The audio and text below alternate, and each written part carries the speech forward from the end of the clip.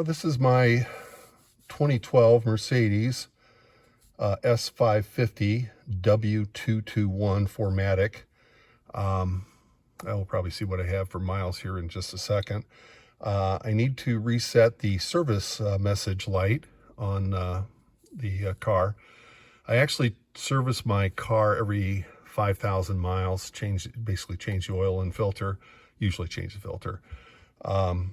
But according to the schedule from Mercedes, they recommend changing it every 10,000 miles, and I do it every 5. So the reset message comes up, or the service message comes up when I don't need to do it, because I do it every 5,000 miles. So anyway, we're going to walk through this. There is a YouTube video that I referenced in my description. That's the original YouTube video that I used to reset. I had some issues with that one, and I made some comments on that video on how to get it to work better, and I thought I'd make my own video. The main messages that you'll get up is Service A and Service B. Service A is the basic one, which is oil change filter, check your fluids, check your tire inflation, and check your brakes, and then reset the maintenance counter.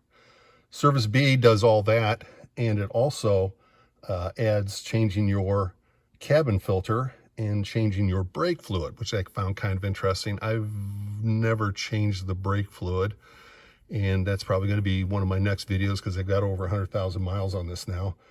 And the cabin filter I have changed once. That was back at about 40 or 50,000 miles.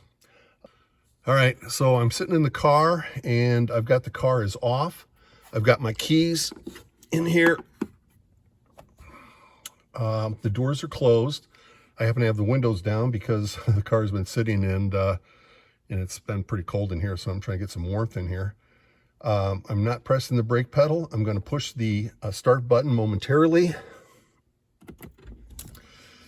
The car does not start, but the dash does light up.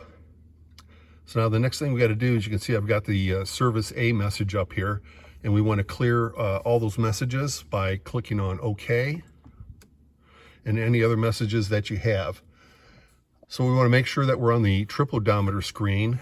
So you'll want to go up or down or all around to get to that screen.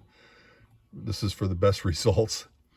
And the main problem for me on doing the reset is when you start to touch the steering wheel buttons, that you don't touch them at the same time. You will press the phone button first, and then quickly press the OK button. You only wait like half a second. So, and then you hold the two buttons for 2 to 3 seconds until the screen changes. So here's the phone pickup button, and here's the OK button. So, like I said, I'm going to press the phone button first, and then immediately press the OK button within half a second. So watch closely. Holding for 2 to 3 seconds, and this screen pops up. So I've successfully got through that first step, I think, that most people have trouble with. So now we'll take this button over here, and we'll scroll down to the workshop button and press OK. Dealer code pops up. Scroll down twice to service done. Press OK. Services due pops up. Press the OK button. Full service pops up. Press OK. The oil grade button pops up. Press OK. Service done. Go down 1 and press yes or OK.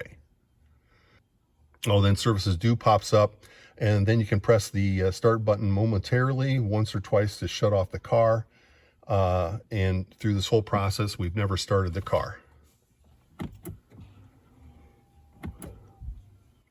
And we're back to our odometer screen. I press the start button twice.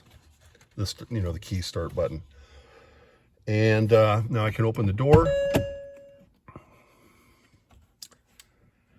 and close the door, and then the screen should shut off anytime now. Right about now.